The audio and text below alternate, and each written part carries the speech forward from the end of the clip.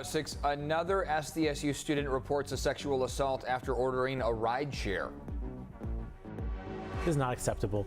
We need to fix it, and we are. The city has failed to send over 1 million water bills to customers and has not notified them either when the mayor says this will be fixed. After dying on the operating table 3 times, a father takes his first steps. We've got a Drew Crew follow-up. Temperatures are warming up across San Diego County as a ridge of high pressure expands. We're going to match average today, and then we're going to be above average as we head toward the remainder of the week. It's 6 a.m. on Thursday, September 7th, and you're up with CBS 8. This morning, San Diego police are investigating a second sexual assault involving a San Diego State student in the college area. Thanks for joining us here at 6 a.m. I'm Eric Connert. And I'm Netta Irampour. Glad you're with us here. Investigators say this assault happened just days before another one was reported. And you can see on the map here showing both of those incidents, the 2 separate assaults. CBS 8's Dana Marie McNichol joining us live from SDSU this morning with details including whether these 2 cases could be related. Good morning, Dana Marie. Good morning, Erica. Now that's a great question. Right now, police say that there is no definitive link between the 2, but there are a lot of similar circumstances. So either 1 or 2 men are on the loose accused of sexually assaulting a woman that posed as a rideshare. Now, we spoke to students here on San Diego State campus, and they are on high alert.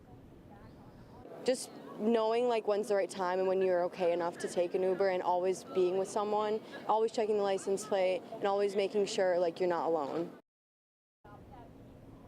A lot of great tips there. Now, of course, this is the second time in the past couple of weeks that I'm here reporting on a similar situation when a San Diego State student has come forward to say they were sexually assaulted after ordering that rideshare. Now, in this incident, it took place on August 19th between midnight and 2 a.m., more than a week before the other incident. Police say that in this instance, a San Diego State student, along with a friend, called for a rideshare service to pick them up at the 5000 block of Rockford Drive off campus. Now, a vehicle arrived which they did believe to be their rideshare, and they got in.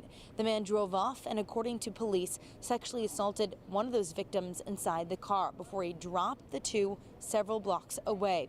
This incident was witnessed by a friend of the victim who was also in the car at the time.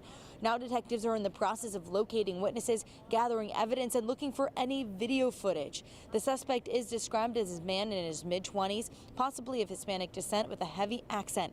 5'8" with a medium build, poofy hair, possibly curly or a grown-out buzz cut. Now, the exact color, make, and model of the vehicle are still under investigation. Once we do get that information, we will be sure to bring that to you, as you can be on alert for this car. Now, in terms of some of those safety tips Uber and Lyft are sharing, first of all, make sure to find that driver's license and make sure it matches with the car. Also, share your ride location and information with a loved one so they can track you and be notified if anything out of the ordinary happens. Before you get in the car, ask the driver who they're here to pick up, and as well as riding in the back seat, especially if you're alone. But in this case, there were 2 females in the car at the time of the sexual assault. So again, a horrible thing to report. It's terrifying as a female, as anybody wanting to use ride shares, as many of the students do here on campus. Stick with us. We're going to be bringing you as much updated information about this as we can, but CBS8.com is a great reference as well. I'm Dana Marie McNichol, coming to you live from San Diego State University. Dana Marie, thank you. Today, a man accused in a hit-and-run crash that killed a beloved local bartender will make his first court appearance. The crash happened on El Cajon Boulevard in University Heights back in June.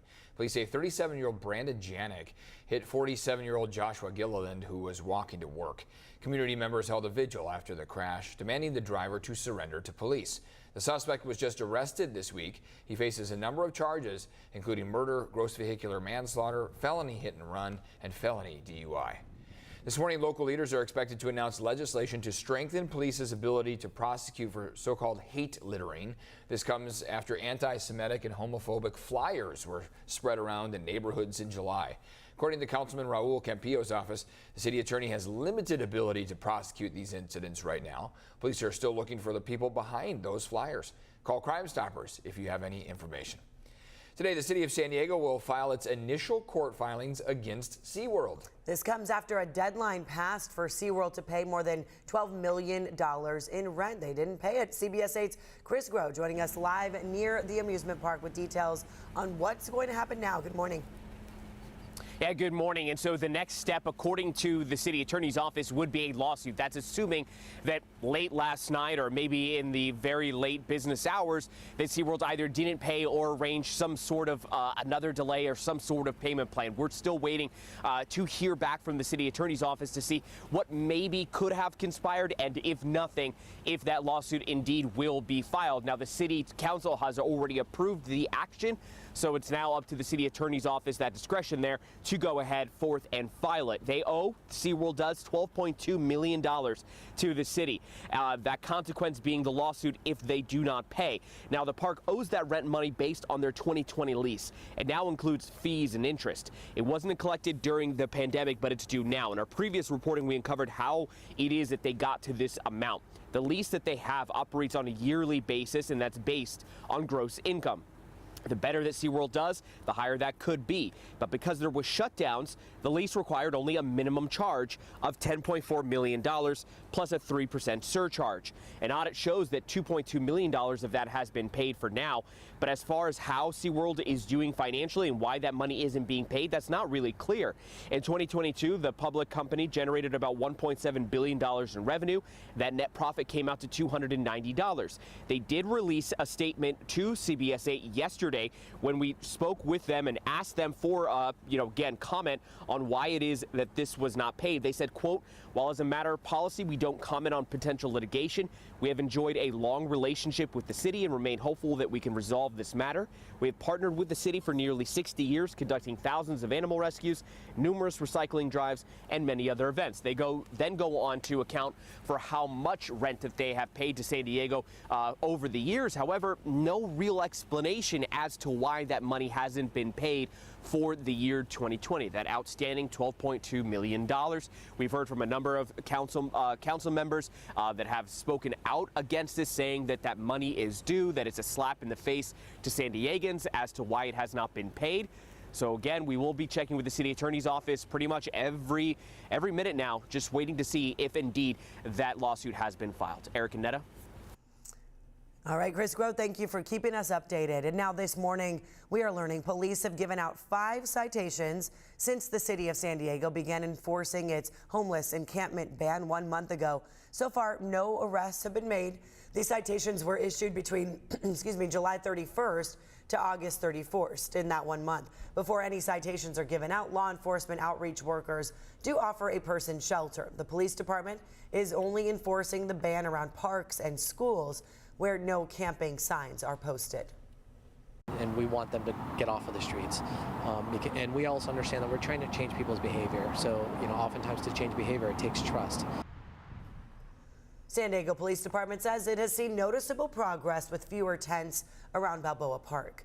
And some relief this morning for a Barrio Logan neighborhood that has been dealing with a nasty smell and a whole lot of bugs and rats because mountains of rotten dough and baked bread were sitting in the back lot of Charlie's Best Bread. But as you see, a lot of it's cleaned up. The city of San Diego took action this week. They visited the bakery, and yesterday when we visited the property, employees appeared to have cleaned it all up. You can see no mounds of dough there rotting behind the fence. If the trash had not been cleaned up by yesterday, the city did threaten to hit the business with a citation.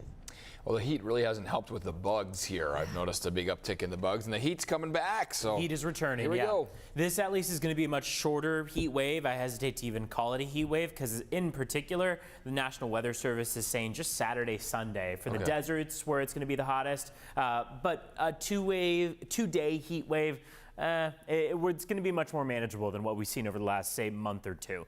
This is going to then switch gears into early next week as that ridge of high pressure moves south of us. Temperatures will then begin cooling down. Let's look at all 4 microclimates today. We're matching average, meaning our afternoon high temperature will fall in line with exactly where we would expect our afternoon high temperatures to be for a day like today. Upper 70s along the coastline, mid 80s for your inland valleys and your mountains. Deserts warming up from the 90s to the triple digits yet again today. A lot of sunshine in the forecast, but we do start off the morning with a dense marine layer out there. It's not as dense as it was yesterday, which means that we will probably see it pull back with a pretty decent amount of speed going into the next several hours. But this was spanning all the way to the western slopes of the mountains, about double its stretch east yesterday. So today we've seen that a lot of our inland valleys that are not under that cloud cover are seeing a colder start to the morning, whereas along the coast we're just about at where we were yesterday.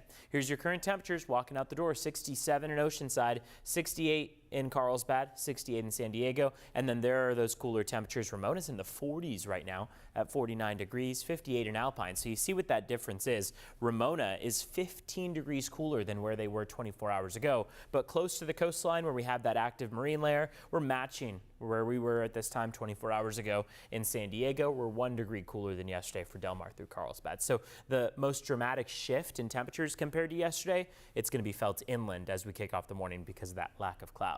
Let's take a look at your border wait times at 6:10 right now. We want to check in at the San Ysidro and Otay Mesa ports of entry. At San Ysidro port of entry right now, looking at a 115-minute wait. Otay Mesa port of entry, you're going to be waiting 75 minutes, so about an hour and 55 or so, nearly 2 hours at San Ysidro. Otay Mesa, about an hour 15 in total. Netta, Eric, back to you.